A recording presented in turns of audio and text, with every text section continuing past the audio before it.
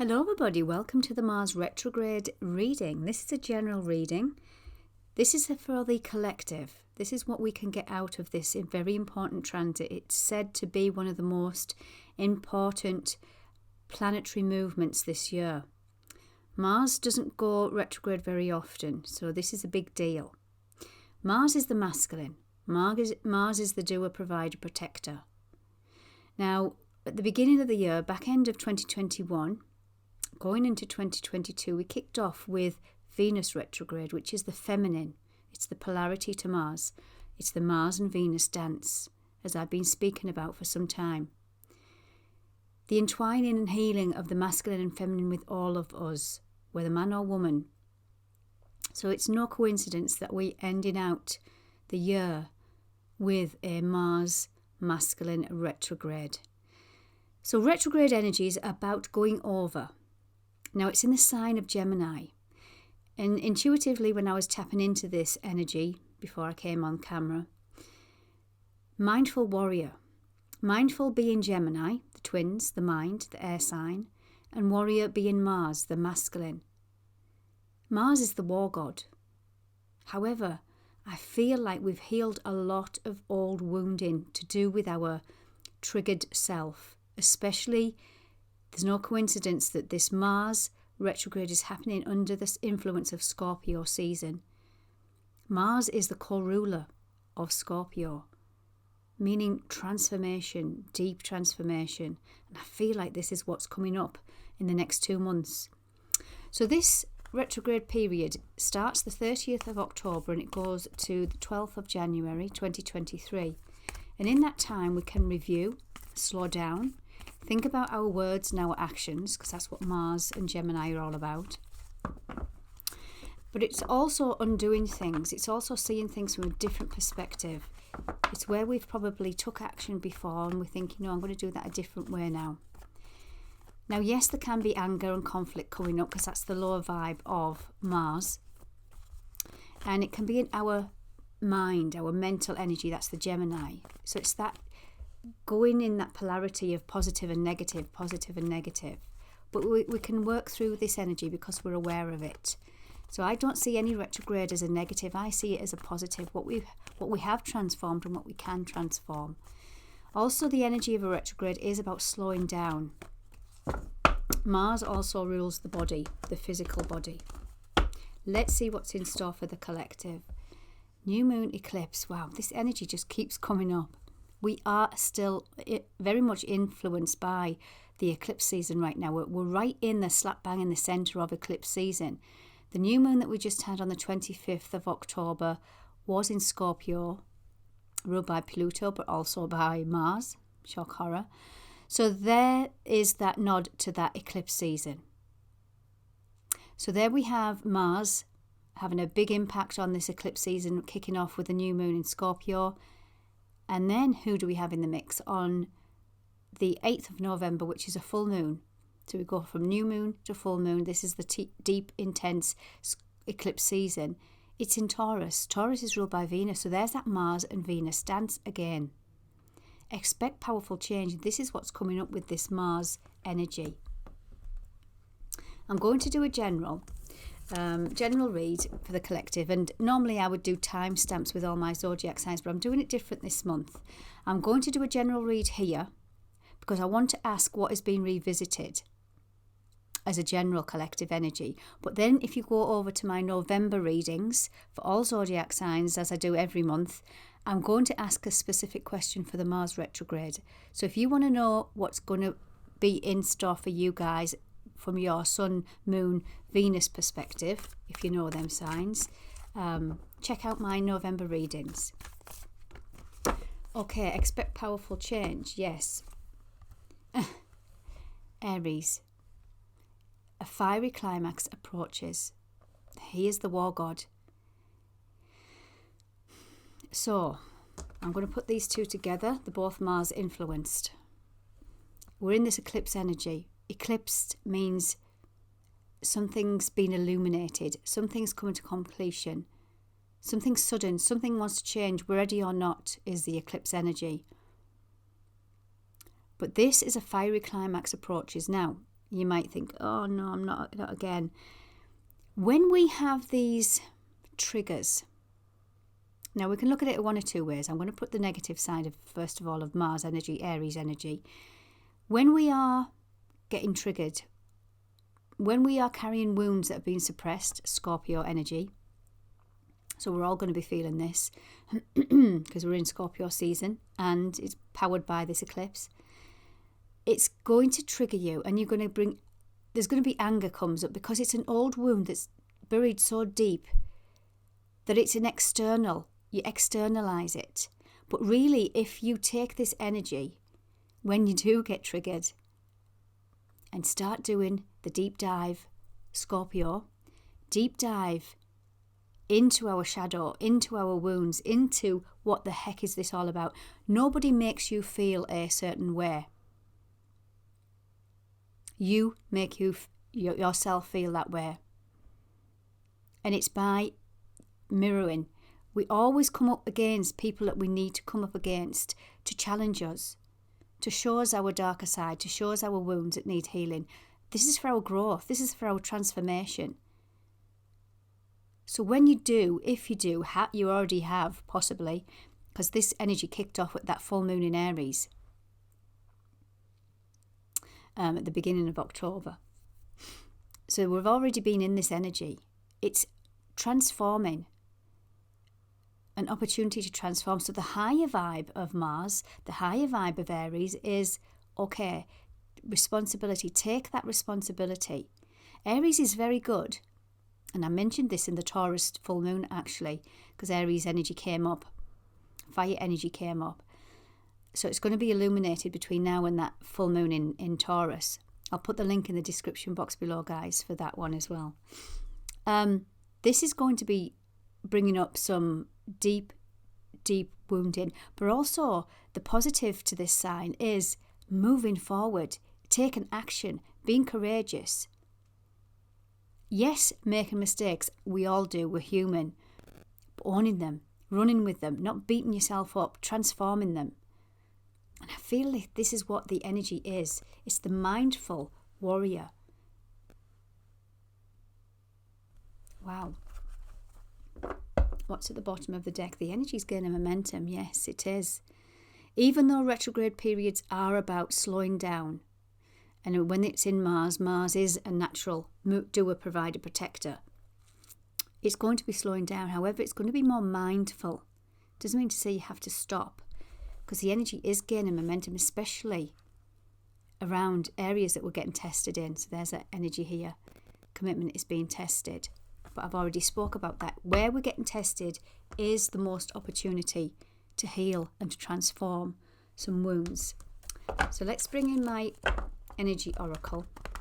So remember, guys, if you're interested, go to the November readings, and throughout November I will be doing what Mars retrograde is, because the energy changes all the time. So at the beginning of the month it'll be different, end of month it'll be different, but I will incorporate the Mars retrograde, what we're working through as each particular sign. What's the energy cards wanting to say? Energy oracle. What's the energy for this? Yeah, a new creation, number 3 on this card. 3 is creativity. Blossom in abundance. We're getting rid of the old, dense, fear-based energy.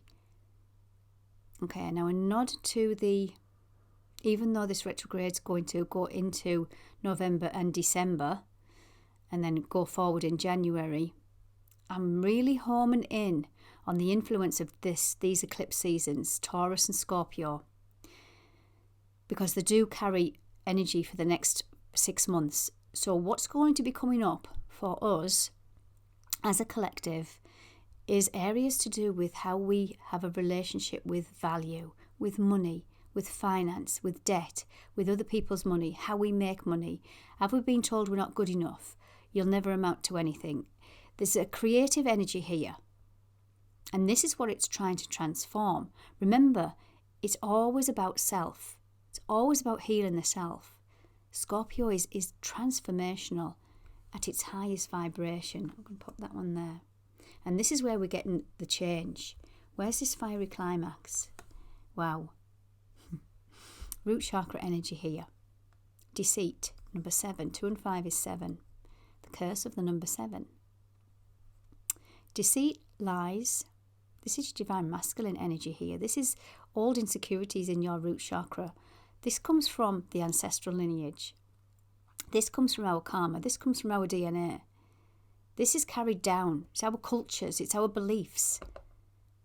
But once we step into our authentic self, which the Mars and Venus wants us to do, the masculine, the feminine, that's when we start getting into our power and seeing through the deception, seeing through the illusion of life and the chaos that's trying to keep us into fear. However, when you do start growing and healing and looking at this darker side of what your life purpose is, it's very deep. Things and people, places and situations start falling away from because they've served a purpose. Now, I'm not saying that you have to disown everybody that you know and you love. I'm not saying that, but you will develop different relationships because your vibration, if you choose to do this internal transformation, your vibration will shift, your perspective will shift, your perception will shift. And some people will be on board with you and some people won't. But we're all here to learn from each other. But there's some insecurities in your root chakra that are being transformed right now. And this is where we'll go into that masculine under this fiery climax approaches. It's going to trigger our insecurities, but know what it is. If you then know that you can go into that insecurity and transform it, this is where the blossom and abundance comes in. This is where the new start and powerful change wants to come in. Wowzers, guys.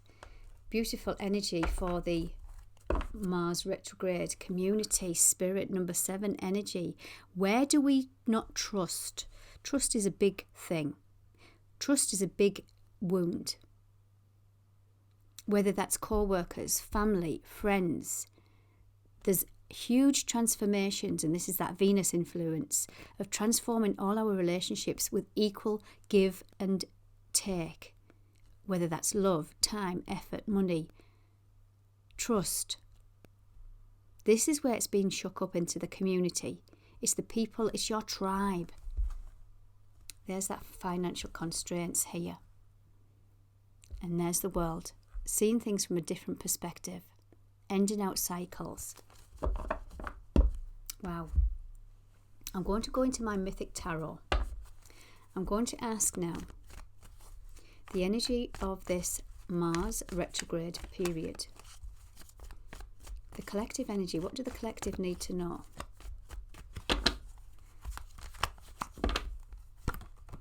Woo-hoo. We got the Wheel of Fortune. Jupiter energy. By going within, this is where you are going to reap this beneficiary planet. I always get that word tongue-tied. Gaining enlightenment from going within and figure out what this all is about, what this trigger is about, what this anger is inside. Suppressed anger is fears. Scorpio is about digging into your fears. So don't beat yourself up when you do have this thing that burns inside of you, because it's trying to express itself. But with this Mars and Gemini energy, remember, Gemini is the mind, the duality of the mind. Be kind to yourself. Look at the bigger picture. Because something wants to turn in your favour. The Wheel of Fortune and the Hermit.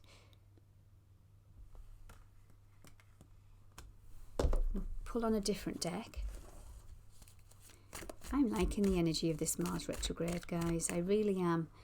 But yes, it could be difficult, especially in Scorpio season. But then again, we're in this eclipse season for some time now. But know what it's all about. Know that you're getting triggered for a reason. It's not just relentless that the universe is trying to trip you up. Collective energy. I'm going to ask then.